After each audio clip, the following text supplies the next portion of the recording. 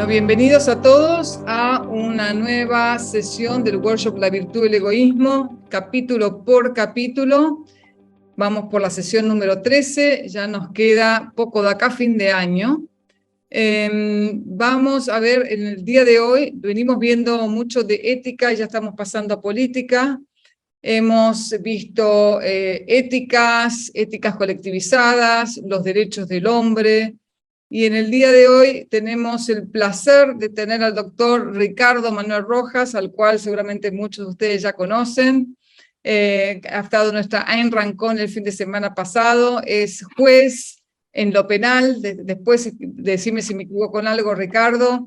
Es profesor en la universidad, en la Francisco Marroquín, en la Universidad de Buenos Aires, también en ESADE, y tenemos el privilegio de contar con él en esta ocasión para tratar el capítulo Derechos Colectivizados. Es abogado también, así que quién mejor para tratar este tema, digamos, de la virtud del egoísmo. Así que, sin mucho más, voy a dejar de compartir.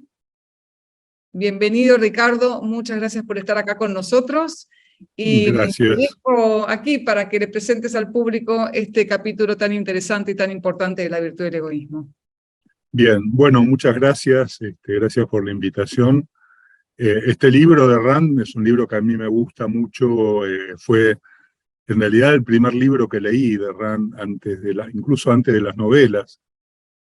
Nosotros en Buenos Aires tuvimos la suerte de que un grupo de pioneros en todo esto trabajó para traducir y publicar La Virtud del Egoísmo en el año 85 en Buenos Aires, con lo cual fue tal vez el primer libro de Rand que se conseguía en Buenos Aires en aquella época, porque ni siquiera las novelas estaban, había versiones viejas e incluso versiones con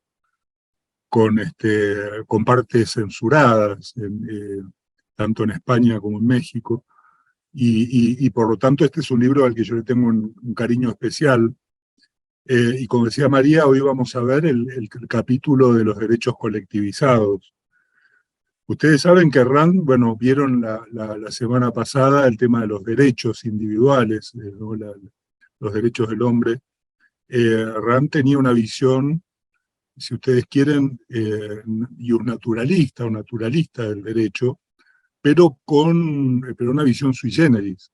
Ustedes saben que en materia de derecho, la filosofía del derecho se ha caracterizado por contraponer de un lado a los que consideran que los seres humanos tenemos derechos por ser seres humanos, y de ahí nacen las escuelas naturalistas, y los que dicen que, bueno, los derechos finalmente se los otorga la sociedad a los seres humanos, ya sea el Estado o la tribu o algún tipo de mecanismo social que define los derechos y se los reconoce al ser humano, y que por lo tanto los seres humanos tenemos derechos solo en la medida en que esa autoridad nos los reconozca. Ayn Rand tenía una posición claramente naturalista en esta discusión, pero con la particularidad de que para Rand, Rand obviamente, como ustedes saben, no tenía una visión religiosa o mística de la realidad, y que las visiones naturalistas en general asentaban ese derecho natural en que Dios nos reconocía o nos había creado con determinados derechos, y que la fuente de nuestros derechos era una atribución divina.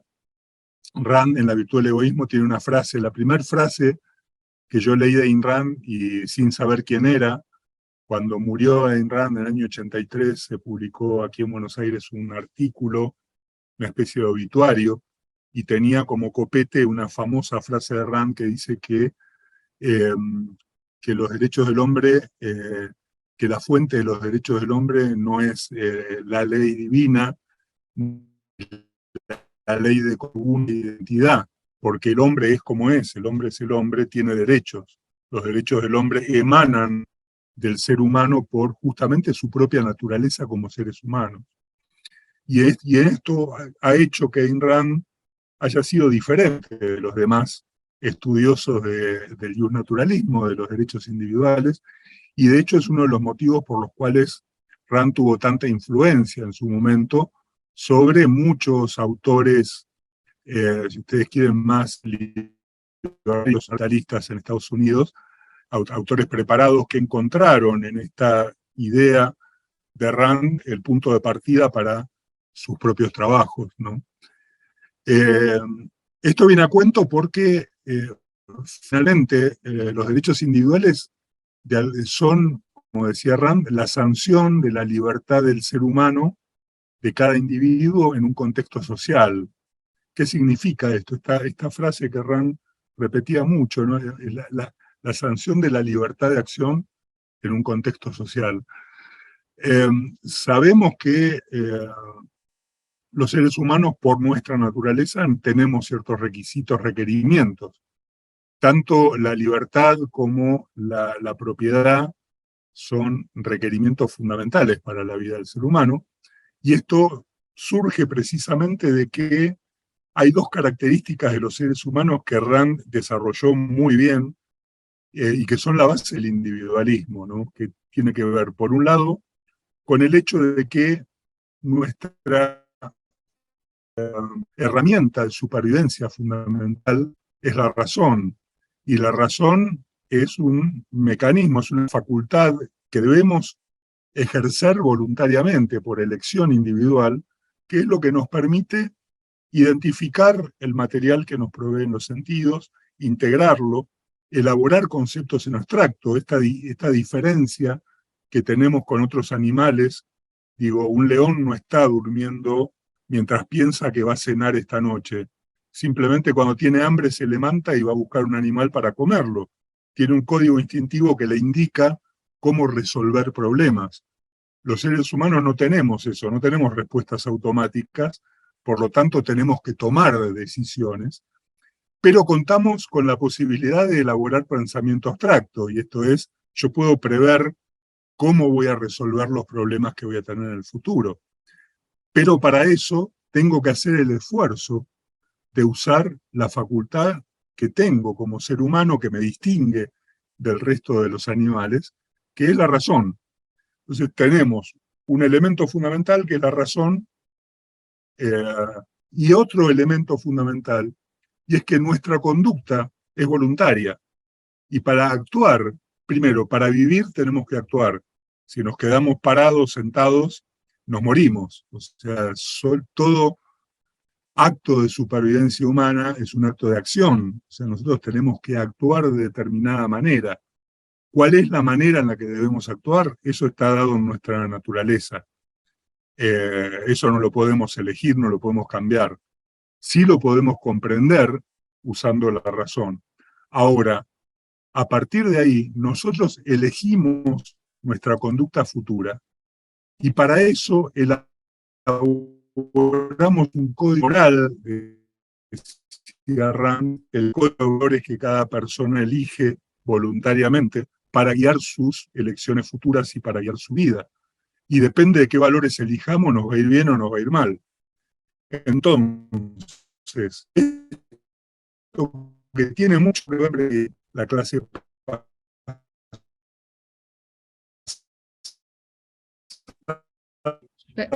Perdón, Ricardo, no sé si... A ver. ¿Todos se escuchan un poco entrecortado o soy yo? Sí. Ricardo, me parece que te estamos perdiendo un poco. Hola, hola. Yo escucho entrecortado también. Sí. Ricardo, perdón, sí. Te perdimos por un minuto, te escuchamos todo frisado. Bien. Hacer sí, poder retroceder un minuto. ¿Ahora escuchan bien? Ahora te escuchamos bien, sí. Bueno, lo que les decía es que estas dos características del individuo, o sea, la necesidad de usar la razón y tomarnos el trabajo de hacerlo, y la necesidad de elaborar nuestros códigos de valores y tomarnos el trabajo de hacerlo, son lo que nos permite sobrevivir como seres humanos. Entonces, cuando decimos que los derechos individuales son la sanción de la libertad de acción en un contexto social, lo que estamos diciendo es que cuando vivimos en sociedad, necesitamos que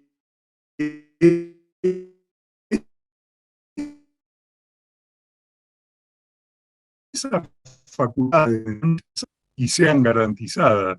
Esto es que se respete la libertad del individuo para pensar y para actuar en consecuencia, y que se le reconozca el derecho de obtener todo aquello que haya producido gracias a ese pensamiento y esa acción. De modo que de ahí es de donde Rand deduce la existencia de los derechos individuales.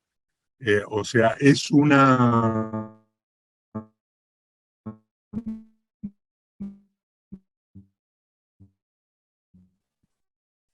Te estamos perdiendo de vuelta, Ricardo. Una acción. Voy a apagar la cámara un minuto a ver si con eso se mejora. No sé por qué. Te digo, estuve dando clases hasta hace un rato y no tenía por ningún ahí problema. la hora en que todos se enganchan al internet. Sí. Ahí apagué la cámara para ver si se escucha un poco mejor. Bueno, dale, probamos así. Les decía que esta forma que tenía, esta visión de Rand de los derechos individuales, en realidad fue muy poderosa porque era muy distinta de la que habitualmente los naturalistas religiosos habían invocado. De este modo, lo que podemos decir es que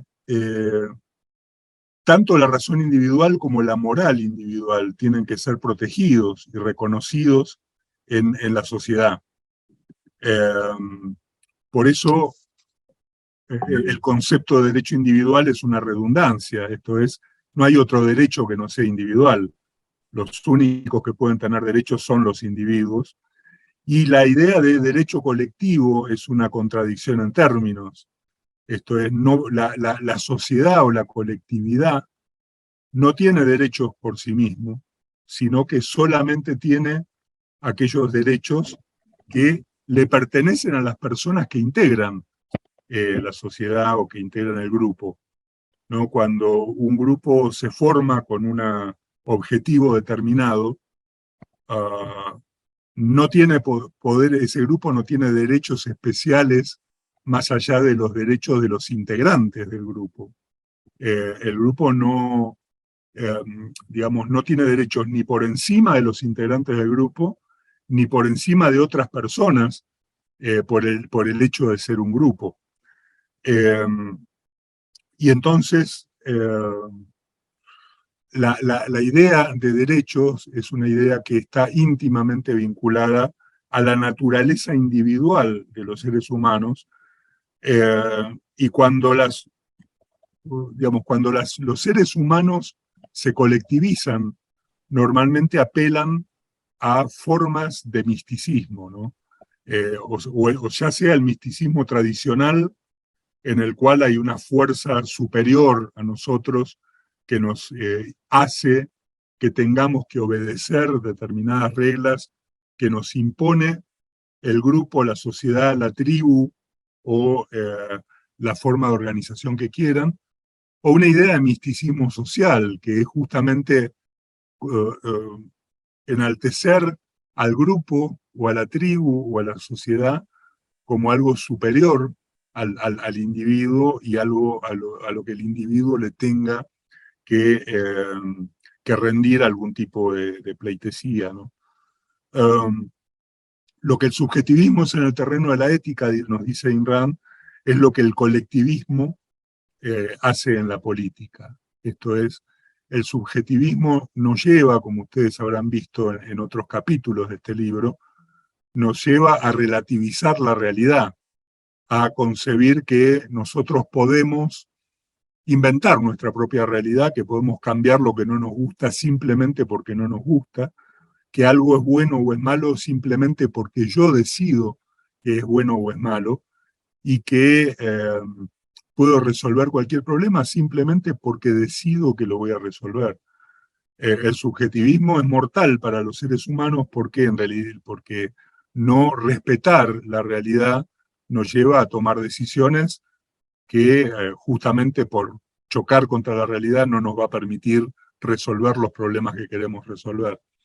En el terreno de la política, ese rol que cumple el subjetivismo, lo cumple el colectivismo. El colectivismo significa que yo ya no pienso a través de mi propio cerebro, que ya no tengo una facultad individual que me permite desarrollar mis propias ideas con independencia de las ideas de los demás, que yo ya no tengo mi propio código de valores, que ya no puedo elaborar mis metas más allá de las metas de los otros, sino que hay una forma de pensamiento y unas metas que son fijadas por la sociedad y no por el individuo, por cada individuo. Y entonces elaboramos el concepto de algo que está por encima de nosotros, que guía nuestras acciones, a lo cual estamos sometidos, a lo cual tenemos que rendirle, obediencia, y que puede guiar nuestra vida, que es la forma de organización a la que querramos referirnos, sea el Estado, sea la tribu, sea la asociación cualquiera que se haya formado, el grupo en definitiva tiene, los derechos reposan en el grupo y no reposan en los individuos. El individuo pierde sus derechos por integrar el grupo. Los individuos, en definitiva, trabajan y actúan no para perseguir sus propios valores, sino para satisfacer las necesidades del grupo, que finalmente las personas se terminan convirtiendo en esclavos del grupo. Y entonces surge este concepto de derechos colectivos, ¿no? O de derechos sociales, que en realidad es una forma de misticismo, como vimos hace un rato. Esto es una idea de derechos que ya no tiene que ver con el individuo, ya no tiene que ver con el ser humano, con la persona, no son derechos naturales, porque los grupos no son naturalmente, no existen naturalmente. Los grupos son formaciones artificiales de personas, quienes elaboran o quienes forman el grupo. Son individuos que actúan voluntariamente con el propósito de organizar el grupo. De manera que el grupo no puede tener derechos autónomos, porque el grupo autónomamente no existe. El grupo existe porque hay individuos que lo forman. De modo que hablar de derechos colectivos, hablar de derechos de grupo, hablar de derechos sociales, finalmente termina siendo una contradicción en términos. Los únicos derechos, por definición, son los derechos del ser humano, y la sociedad, y en esto hay algo muy interesante, ustedes saben, algunos que me conocen, que a mí me gusta a veces combinar autores, ¿no? Y me gusta mucho combinar a Rand con otros autores. Y una cosa que a mí me gusta mucho de Mises, por ejemplo, es su visión de la sociedad, que es la misma visión que tenía Rand, ¿no? Ambos autores consideran que la sociedad prácticamente es un proceso de intercambios, ¿no? Mises lo decía claramente, la sociedad es simplemente un mecanismo por el cual los seres humanos se intercambian. No es nada más, no es nada superior, no es nada que esté por encima, o no es nada distinto, son seres humanos actuando. Y la idea de Rand sobre la sociedad va muy acorde con esto, ¿no? Y en este capítulo de los derechos colectivizados, Rand nos recuerda que precisamente todo propósito del grupo se basa en los propósitos de las personas y se basa en una cadena de relaciones entre individuos, una cadena de relaciones libres, voluntarias, consensuales, hechas para el propio beneficio de cada uno. Nosotros actuamos tratando de estar mejor, somos egoístas, y obviamente al actuar los demás nos intercambian con nosotros porque también se benefician. Y en este proceso de intercambio muy complejo, donde cada persona, siguiendo sus propios valores y utilizando su propia mente realiza intercambios y se relaciona con los demás. Este proceso que es la sociedad no puede tener ningún tipo de ni de existencia por encima de los individuos, ni de metas por encima de los individuos. No existe un pensamiento colectivo, ¿no? Rand decía, así como las personas no pueden pensar, una persona no puede pensar a través del cerebro de otra, no pueden existir derechos que sean colectivos. Y todo este proceso tan complejo de interacciones individuales, consensuales, contractuales, solo se puede hacer sobre la base del reconocimiento exclusivo de derechos individuales, de derecho a la vida, a la libertad, a la propiedad, a la búsqueda de la felicidad, que son los únicos derechos que existen y que luego tienen derivaciones, ¿no? El derecho a comerciar, el derecho a expresar las ideas, etcétera, son derivaciones de estos 4 derechos fundamentales que a lo largo de la historia justamente el justnaturalismo desarrolló. El grupo como tal no tiene derechos. Un hombre puede adquirir no puede adquirir nuevos derechos por entrar a un grupo. El hombre que integra un grupo tiene los mismos derechos que tenía fuera del grupo, no adquiere nuevos derechos, salvo aquello que contractualmente haya resuelto con los demás miembros del grupo y solo dentro del grupo. O sea, cuando voluntariamente los que formamos un grupo aceptamos determinadas condiciones, esto le podrá dar eventualmente alguna ventaja a alguna persona, pero solo dentro del grupo y porque los demás consensualmente lo aceptaron. No se generan derechos frente a terceros por el hecho de formar un grupo.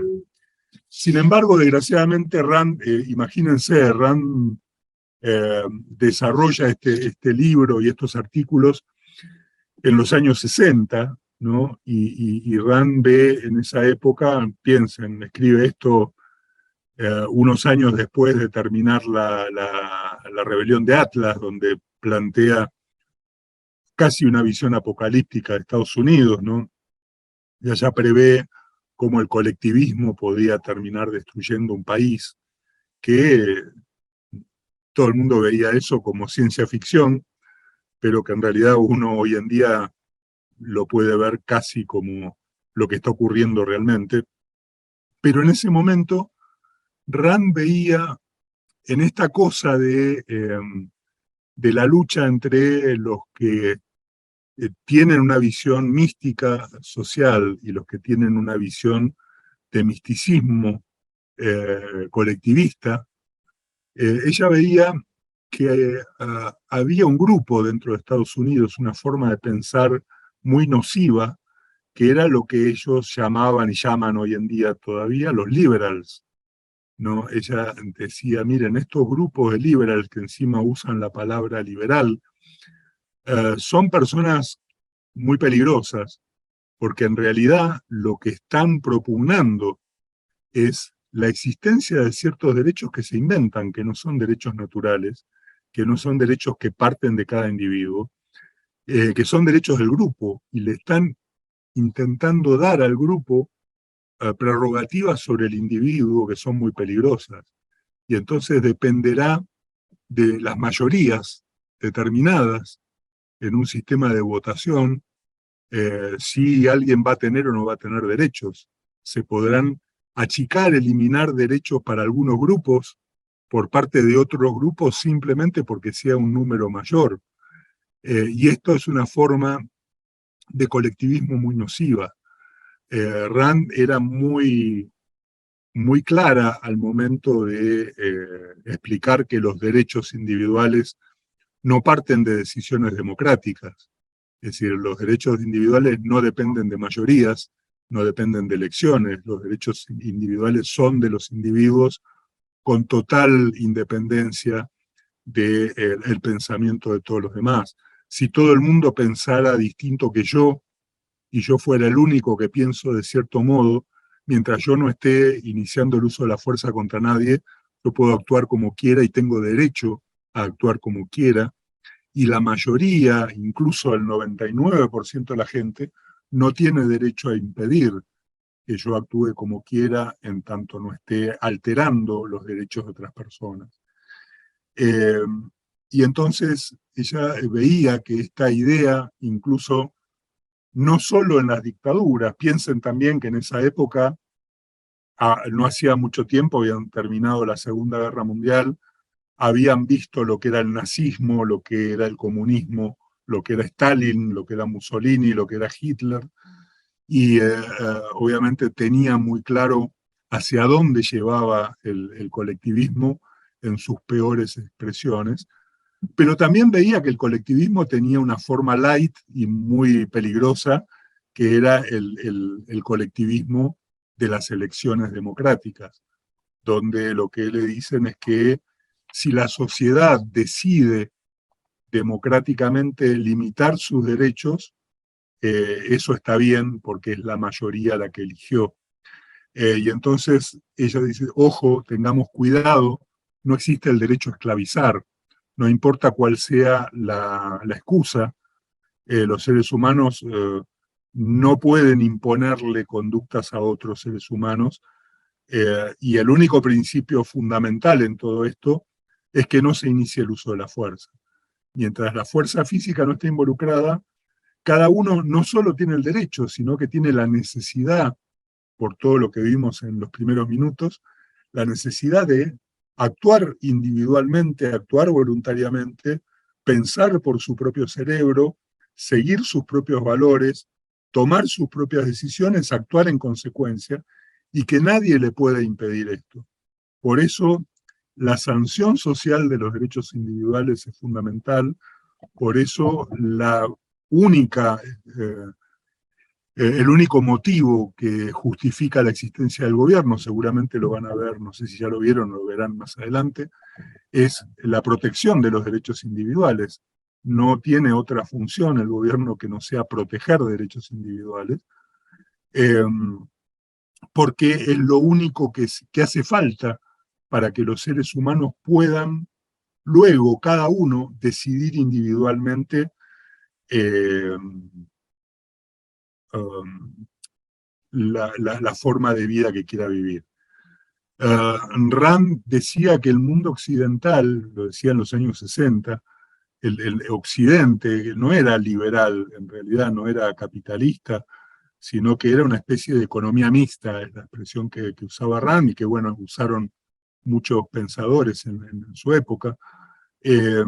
Economía mixta porque tenía un poco de protección de la libertad para actuar, de derechos de propiedad, etcétera, pero a su vez tenía también un poco de colectivismo a la hora de tratar de establecer las reglas y las normas de convivencia entre las personas y de imponer ciertos principios morales, porque en definitiva los gobiernos cuando actúan imponiendo normas, lo que están haciendo en la mayoría de los casos es imponer la moral del que toma las decisiones.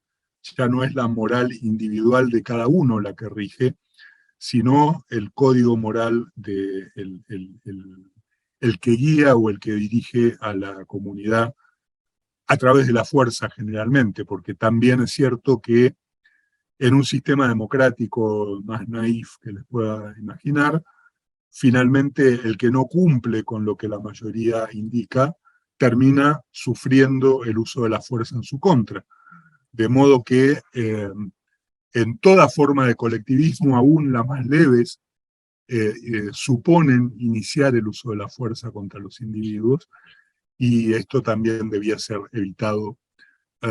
Y por eso es importante, la importancia fundamental de este capítulo es que pone a Rand en la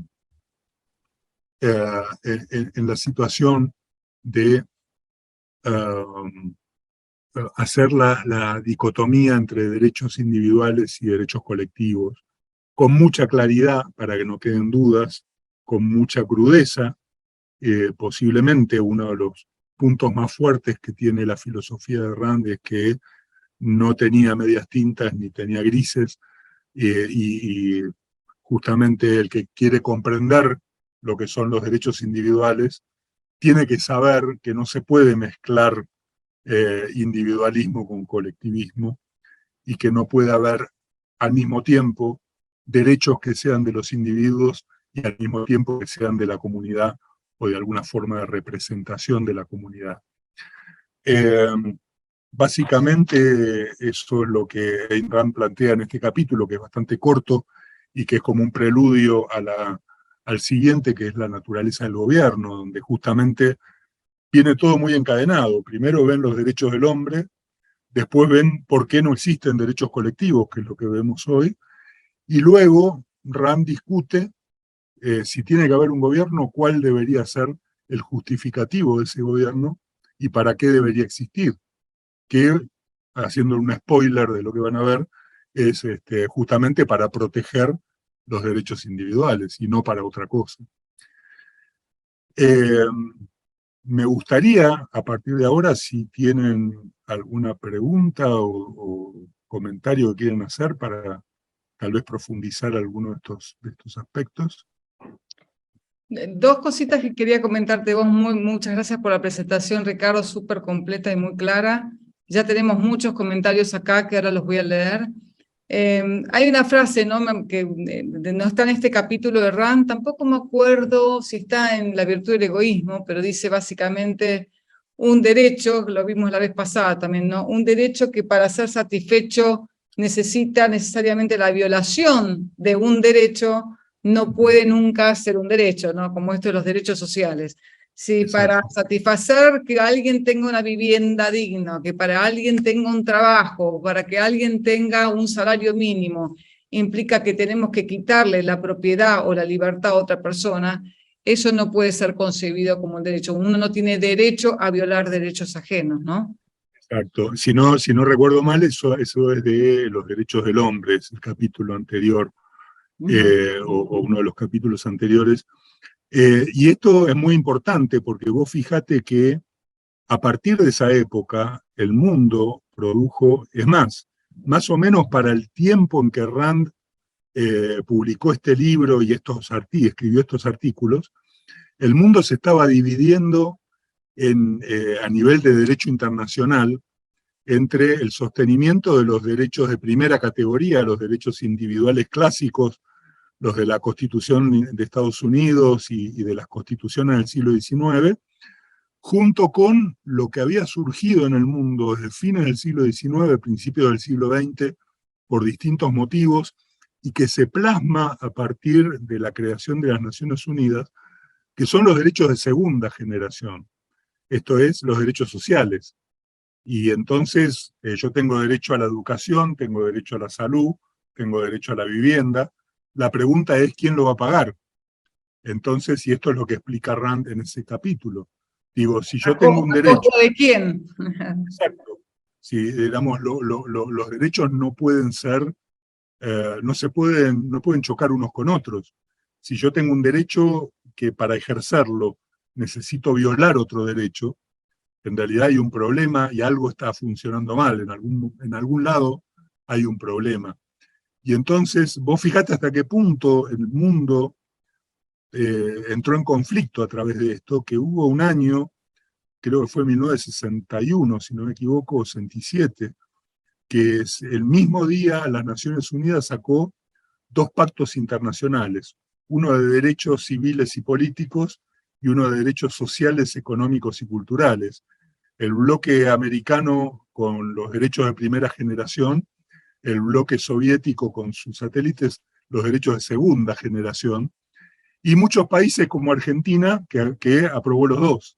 Y entonces ya empezamos con la contradicción de que teníamos propiedad y teníamos libertad, pero a su vez había que violar la libertad y la propiedad para darle salud y educación a alguien. Eso claramente no funciona en esos términos, ¿no? Y te pregunto, mi última pregunta, y vamos aquí a la audiencia, es ¿cómo vos sos profesor de la universidad y das derecho también en la universidad? ¿Cómo en las universidades, por lo menos de Argentina, también en Guatemala, además, cómo ¿Cómo te enseñan eso? Porque yo me acuerdo, yo, digamos, fui a una universidad de comunicación social, pero vimos filosofía y demás, y nunca me hablaron de derechos individuales. Siempre hablan de derecho y te meten como en un paquete todo esto, y obviamente nadie te explica que hay una contradicción, ¿no? Que para, digamos, no existe el derecho negativo y positivo que puedan funcionar al mismo tiempo. ¿Cómo vos lo vivís en las universidades? ¿Se enseña que existen derechos individuales o ya directamente se pasa directo a los derechos sociales? Mira, nosotros tuvimos durante mucho tiempo, sobre todo en la época que yo estudié, teníamos la ventaja de que teníamos una constitución liberal, donde los derechos individuales estaban sancionados y donde no existían derechos sociales, y por lo tanto explicar los derechos en materias como derecho constitucional era mucho más sencillo. Cuando aparecen los derechos sociales, yo creo que básicamente lo que se hizo fue limpiar los derechos individuales, fundamentalmente el derecho de propiedad. Si vos ves las cartas de derechos humanos que han surgido a partir de 1945, la propiedad, el derecho de propiedad casi no es mencionado. Yo escribí el año pasado un libro sobre la propiedad y trato ese tema con algún detenimiento porque es muy curioso cómo se van inventando derechos todos los días, pero como todo eso se va a pagar quitándole la propiedad a la gente, el derecho de propiedad termina siendo un derecho secundario. A tal punto que, por ejemplo, el Pacto de San José de Costa Rica solo reconoce el derecho de propiedad como derecho cuando es la propiedad para obtener lo indispensable para tu supervivencia. O sea, la única propiedad que te reconozco es para conseguir comida y para tener un techo, pero más allá de eso te puedo quitar todo, porque necesito construir escuelas y hospitales. Entonces, esa contradicción yo creo que hoy en las universidades ya no se discute. Ya no hay contradicción, los derechos sociales están por encima de los derechos individuales.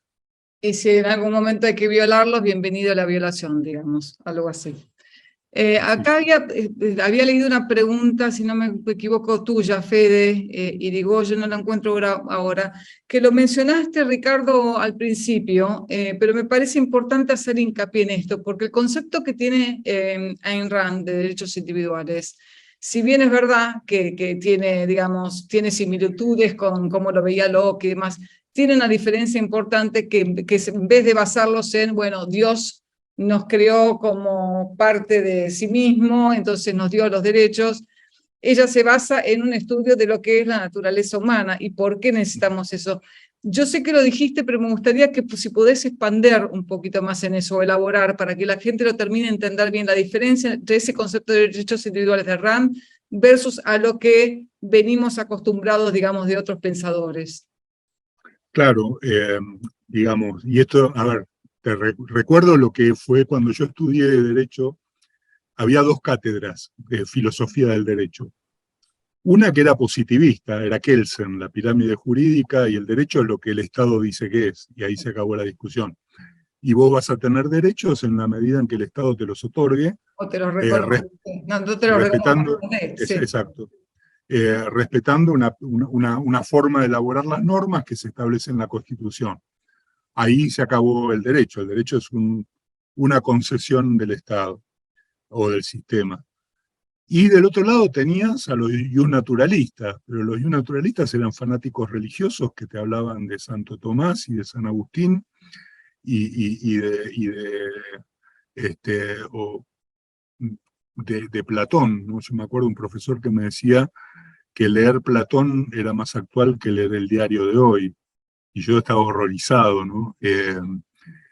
Y ahí se te acababa la filosofía del derecho, o sea, las dos formas de ver el derecho eran o te lo da el Estado o te lo dio Dios, y a partir de ahí podemos discutir, pero esas son las bases.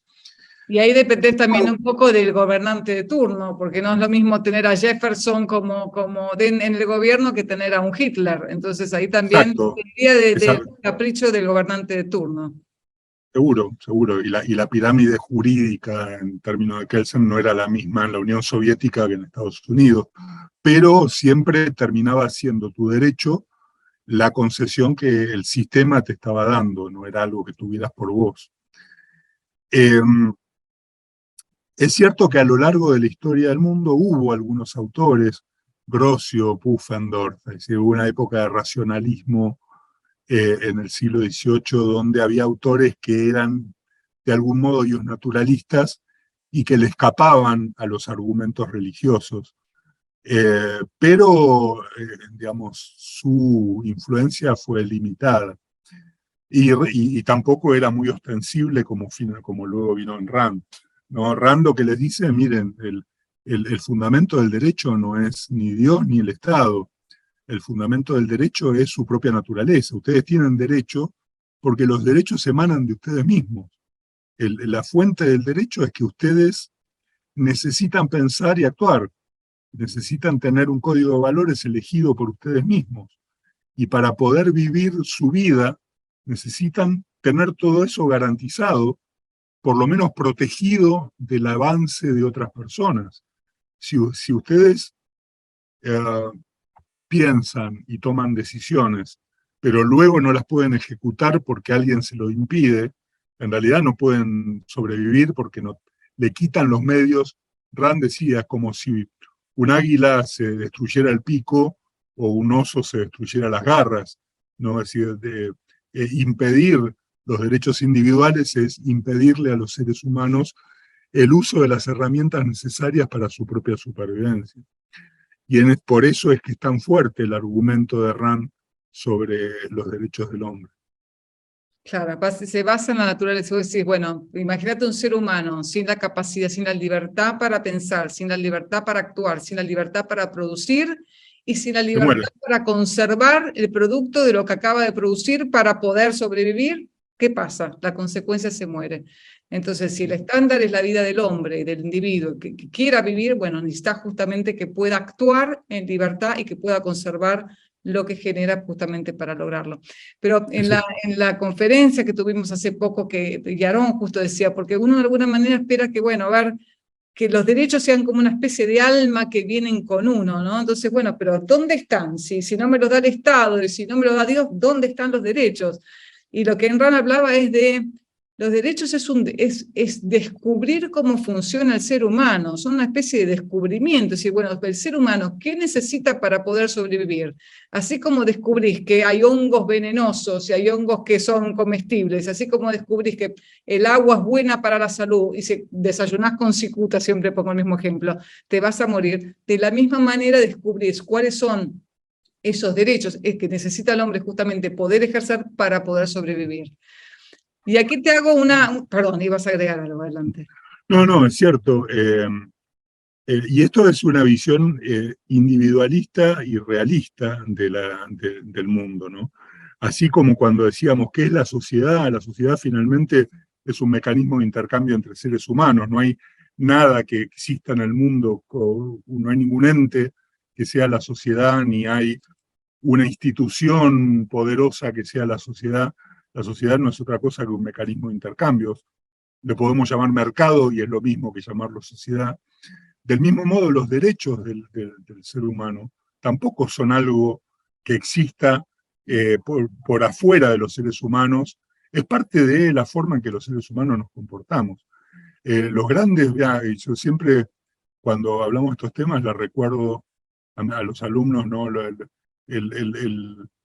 Como decía Shakespeare en Enrique VI, ¿no? Lo primero que hay que hacer es matar a todos los abogados.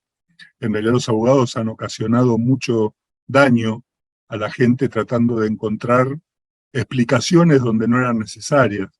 Y en realidad los derechos del hombre eran un concepto muy claro hasta que los abogados se metieron y lo complicaron, ¿no?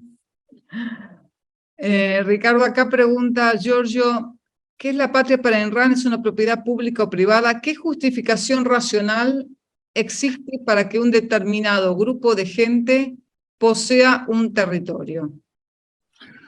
Bien, es un tema complejo. En primer lugar, no creo que Rand tuviese mucha afección por el concepto de patria.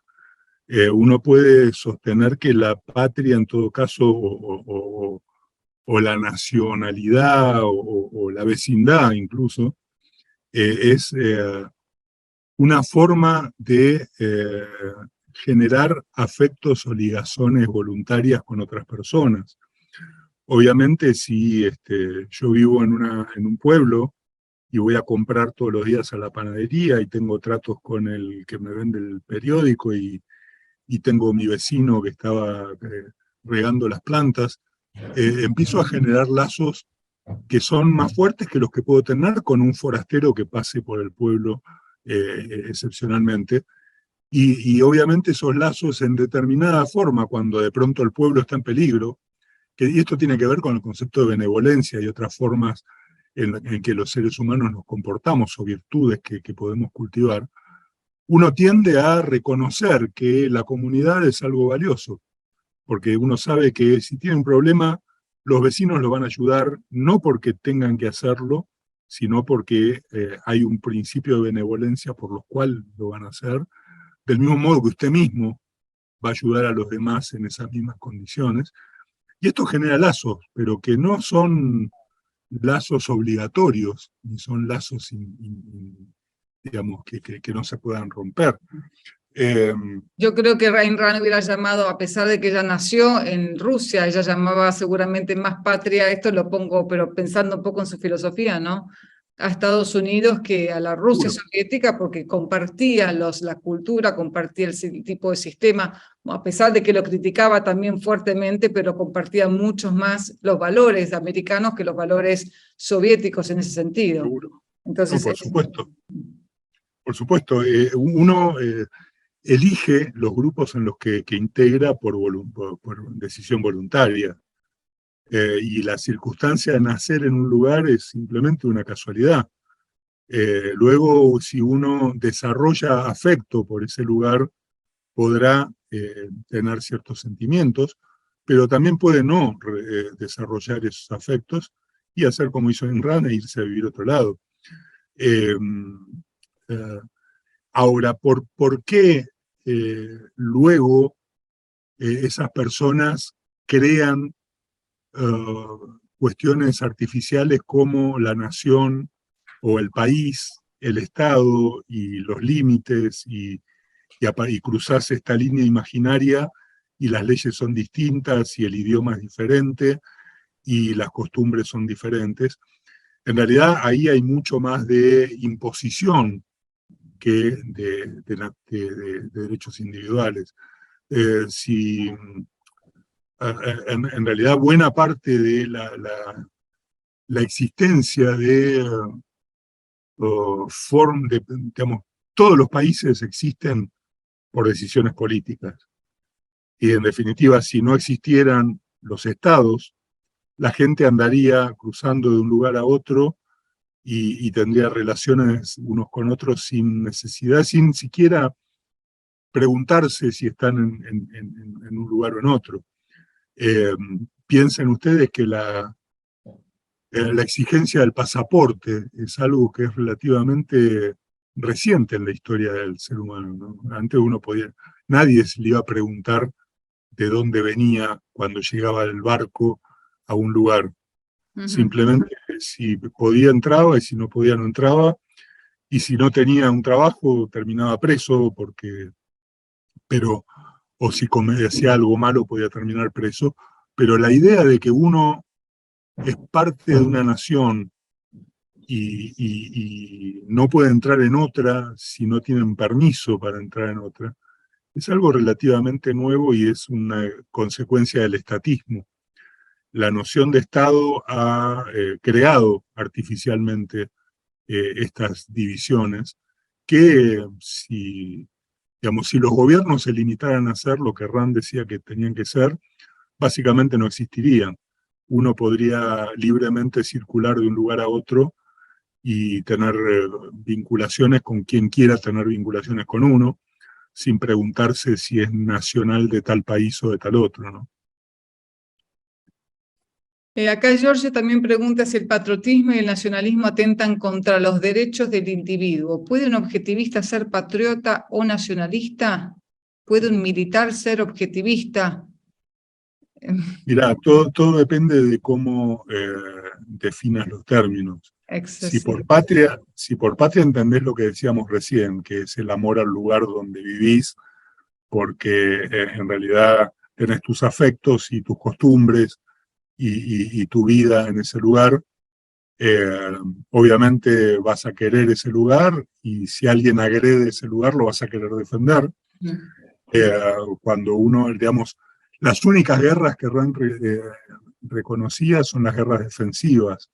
Uno usa la fuerza en defensa propia, no para agredir o invadir, y por lo tanto si alguien me agrede yo me voy a defender y voy a ser muy violento en mi defensa. Entonces uno puede ser patriota si por patriotismo se entiende querer el lugar donde uno vive, y puede estar dispuesto a defenderlo si es atacado por alguien. Lo que uno no hace es poner su vida en manos de un concepto como patria o nación, para que alguien nos diga lo que tenemos que hacer en nombre de la patria o en nombre de la nación. En ese sentido, patria y nación son conceptos colectivistas. Básicamente volvemos siempre a lo mismo. Las únicas decisiones que los seres humanos deben reconocer son las decisiones libres y voluntarias. Uno toma decisiones porque así lo quiere hacer. Un general podría ser objetivista si en realidad está formado para defender el lugar donde vive, no para ir a invadir otro lugar y violar derechos de otras personas. Pero obviamente, fíjense que en la concepción de gobierno de Rand, el gobierno tiene tres funciones, que son justamente administrar justicia, proveer seguridad interior y defensa exterior. La defensa es una de las tres funciones del gobierno reconocidas por Rand. Y lógicamente, si yo vivo en un lugar, piensen, uno de los países que menos guerras ha intervenido y que tiene uno de los ejércitos más duros es Suiza.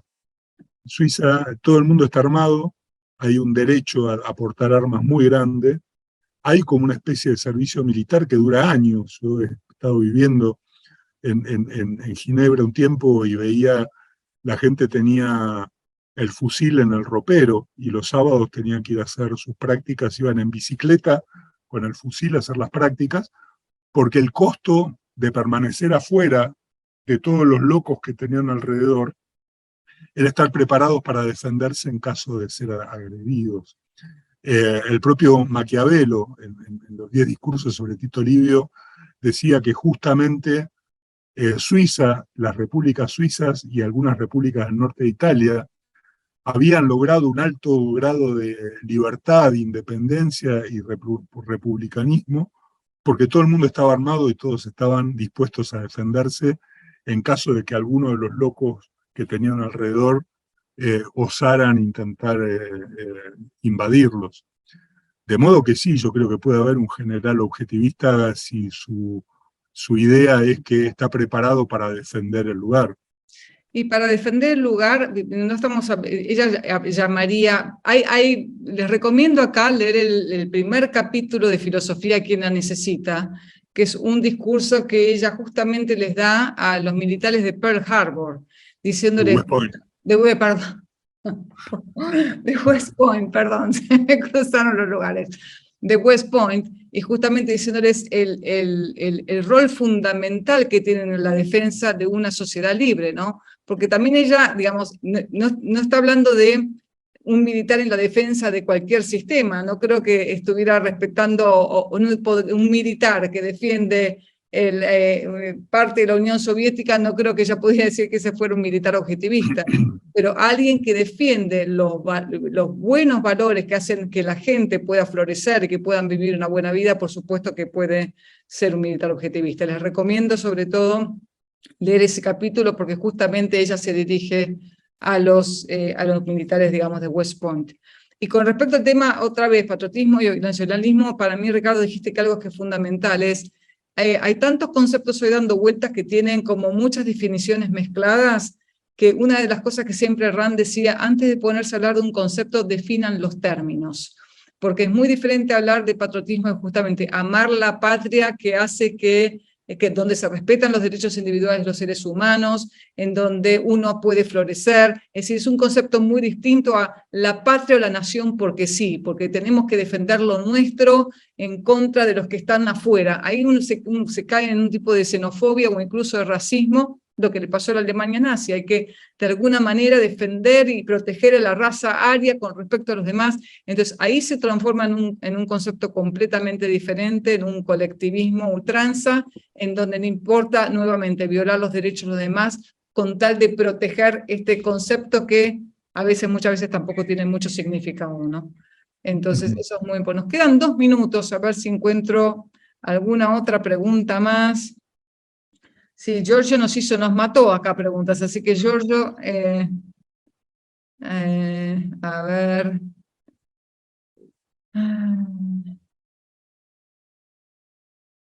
Bueno, ahí les recomiendo, Giorgio, me parece que vos empezaste el curso poco luego, más tarde. Te recomiendo leer Los derechos del ser humano y la ética objetivista, porque ahí va a responder muchas de las preguntas que estás haciendo aquí. Y Federico también había preguntado, se pueden levantar la mano también, ¿no? Nos quedan 2 minutos, nos quedan poco tiempo. En un momento acá, Federico preguntó, escucho mucho decir lo que está pasando a Estados Unidos. Y la pregunta es, ¿qué le está pasando? ¿Pueden enumerarme 3 o 4 ejemplos de qué está ocurriendo hoy allá que se asemeje a la rebelión de Atlas? Yo creo que, me parece que Ricardo se refirió cuando Ayn Rand, las cosas que estaban ocurriendo cuando ella estaba escribiendo la rebelión de Atlas en sí, ¿no, Ricardo? No sé si Sí, sí, pero también hoy, o sea, hoy de hecho está mucho peor que en los años 60. Básicamente vos tenés un país con un nivel de regulaciones enorme. Bueno, María, vos vivís por allá, así que lo vivís más que cualquiera de nosotros. Un nivel de regulaciones creciente y muy preocupante, un nivel de presión de impuestos asfixiante para mantener a la policía del mundo, que no se justifica nuevamente. Uno estaría para una larguísima discusión, pero en realidad si la guerra que se justifica es la guerra defensiva, uno no debería andar por el mundo invadiendo países con la excusa de que lo hacemos para protegernos a nosotros, con el dinero que le sacamos por la fuerza a la gente. O sea, ya el solo hecho de ver la presión tributaria que tiene un habitante en Estados Unidos para hacer las cosas que el Estado se le ocurre a los políticos que quieren hacer, ya eso es escandaloso, y seguramente si Jefferson, Adams y todos los demás se levantaran, estarán revolcándose en sus tumbas. No era eso lo que tenían en mente. Hay un nivel de violencia legal muy fuerte. Estados Unidos es el país con más gente presa proporcionalmente en el mundo. En definitiva, un estado semipolicíaco, con la excusa o el argumento del temor, del terrorismo y todo lo demás. En definitiva, se han perdido enormes cantidades de libertades por la gente en Estados Unidos. Por ahí el ciudadano norteamericano todavía tiene más posibilidades de patalear frente a la autoridad, pero un extranjero que antes podía sentirse libre en Estados Unidos, hoy es visto como un sospechoso. De hecho, el terrorismo busca eso, ¿no? Así, cuando uno dice, bueno, pero ¿qué ganan tirando abajo 2 torres? Bueno, ganan que Estados Unidos perdió muchas libertades como consecuencia de eso. Y bueno, y es una situación de estatismo cada vez mayor. Digo, si uno piensa que Biden y Trump eran los 2 tipos, o Clinton, Hillary Clinton y Trump en su momento, eran los 2 tipos las 2 personas más representativas para ser presidente de Estados Unidos. Digo, entre 150 millones no había 2 que fueran un poco mejor, y son absolutamente colectivistas cada uno en la mitad, ¿no? Uno colectivista en una mitad y el otro es colectivista en la otra mitad. Eso muestra el peligro, ¿no?, que enfrenta a Estados Unidos de pérdida de libertades, ¿no? Y eso Rand lo veía ya en los años 50. Totalmente, sí. Yo ahí en mi charla inicial de la Ayn Rand dije que un poco el mundo posible que hablamos en Rand quería un mundo de libertad extrema, de justicia extrema, de respeto por los derechos individuales extremos, pero al mismo tiempo también explicaba que digamos, el concepto de extremo en este sentido no tiene mucho sentido, porque para ella no podía existir libertad con un poquito de esclavitud, o propiedad con un poquito de expropiación, o libertad con... Sí, de alguna manera el extremo para ella era el extremo de todo lo bueno, y eso es lo que ella querría defender. Y ella lo que iba viendo que en Estados Unidos ese extremo que en algún momento, tampoco, pero que en algún momento tuvo su auge, que fue con los padres fundadores, se iban perdiendo y se iban yendo cada vez más hacia el otro lado, hacia el otro extremo, digamos. Bueno, y es el concepto que ella usa de la economía mixta, que lo menciona en este capítulo precisamente, ¿no? Es decir, esta idea de que somos un poquito liberales, pero también somos un poco colectivistas, y que ella le aterraba ese concepto, porque conduce hacia el colectivismo necesariamente. Y es un punto importante, ¿no? Porque muchas personas dicen, bueno, pero en definitiva tenemos economías mixtas, pero sin embargo todos seguimos sobreviviendo, todos tenemos cierta propiedad, todos tenemos cierta libertad, entonces, ¿qué hay de malo, no? Y una de las cosas es cómo sería nuestra vida y cómo serían nuestros países y nuestras sociedades si realmente hubiera un respeto completo por nuestra libertad y por nuestra propiedad. ¿Cuánto más estarían creando, inventando los emprendedores? ¿Cuánto más podríamos disfrutar de nuestra plata que ganamos todos los días poniéndola e invirtiéndola en las cosas que realmente queremos y no estar, digamos, dándosela al Estado para que decida qué hacer con ella? Entonces, una vez Onkar Ghate puso este ejemplo, es como tener una planta, uno puede tener una planta en un rincón con sombra y poniéndole poca agua, y sí, está viva, pero a la vez marchita, y la pones al sol con agua, con nutrientes y demás, y florece. Bueno, nos hemos acostumbrado a vivir como la planta en el rincón, con la sombra y con poca agua, y creemos que eso es vida, sin darnos cuenta que podríamos estar viviendo muchísimo mejor.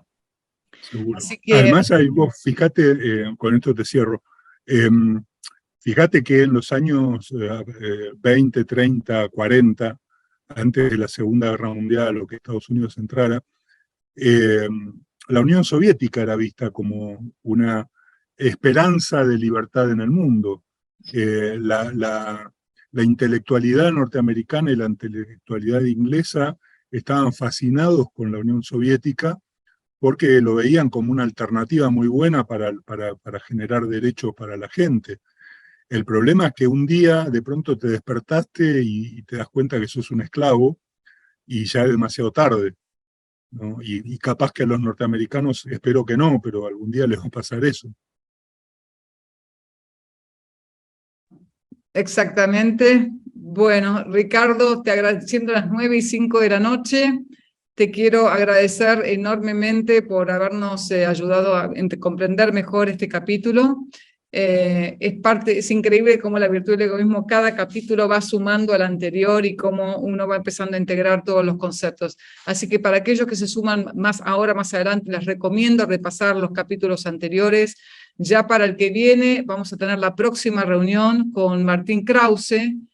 Vamos a ver el 18 de octubre, martes 18 de octubre, volvemos a nuestro horario normal. Hicimos la excepción nada más que para tener el placer de tenerlo a Ricardo, pero volvemos a las 7 de la tarde de Argentina. Cada uno sabe en qué horario está.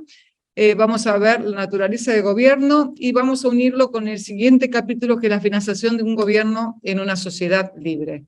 Así que nuevamente muchísimas gracias, Ricardo, gracias a toda la audiencia por estar aquí y nos vemos la próxima. ¿Alguna palabra final que quieras dejar acá a la audiencia, Ricardo? No, un gusto grande y que me parece genial que se tomen el trabajo de leer estos libros porque valen la pena. Una de las cosas que Rand nos enseñó es la importancia de la filosofía, de modo que encarar los problemas cotidianos desde la profundidad de chequear las premisas, como decía Rand, es algo muy, muy importante y creo que les va a venir muy bien a todos. Bueno, fue un gusto poder participar en esta charla. Gracias. Un placer, Ricardo, muchas gracias y gracias a todos por acompañarnos. Nos vemos la próxima. Hasta luego.